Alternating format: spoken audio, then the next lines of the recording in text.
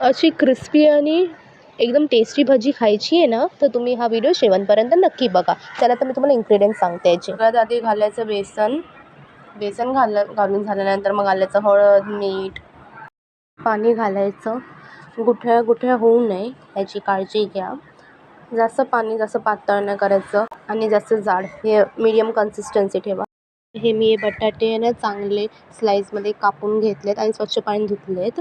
भजी करण्यासाठी अशी कन्सिस्टन्सी असली पाहिजे बघा. कुठल्याही प्रकारची भजी करू तर अशीच कन्सिस्टन्सी असली पाहिजे. इथे मी बघा कढई तापायला ठेवली आहे.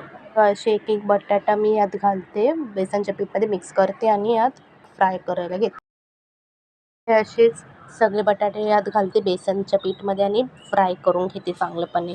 हे बघा भजी कशी फ्राय होते, चांगली चांगली फुगली आहे. बेकिंग सोडा न घालता इनो घालता. हे बघा आता मी भजी टर्न केली आहे, भाजले गेलेत भजी. आता मी काढते.